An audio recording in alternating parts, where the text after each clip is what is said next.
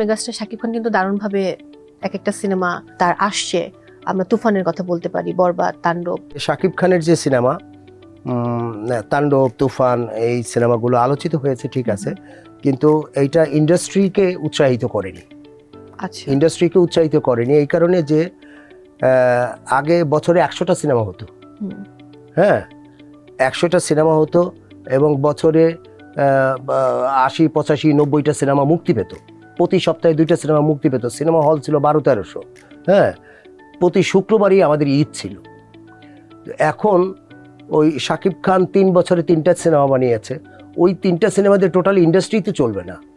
আরও যে আমাদের 4-500 ডিরেক্টর আছে তারা কাজ করছে না, আরো সিনেমা ওনার টেকনিশিয়ানরা কাজ করছে না। হ্যাঁ, টেকনিশিয়ানরা কাজ করছে না। তারপরে সিনেমা হল তো নাই, সিনেমা হল নাই। তো ওই হাতে গোনা 2-3টা ছবি বছরে যদি আলোচিত হয়, ওইটা দিয়ে টোটাল ইন্ডাস্ট্রি ওইটা চলা সম্ভব না। একটা সিনেমায় আমরা একসময় 1 কোটি টাকা ইনভেস্ট করে সিনেমায় 10 কোটি টাকা রিটার্ন এসছে। আর এখন 10 কোটি টাকা ইনভেস্ট করে যদি 1 কোটি টাকা ফেরত আসে বা 2 কোটি টাকা আসে, হ্যাঁ, কিছু হলে বেশ কিছু দর্শক হলো, নিউজ হলো, হইচই হলো, কিন্তু বেনিফিট কই?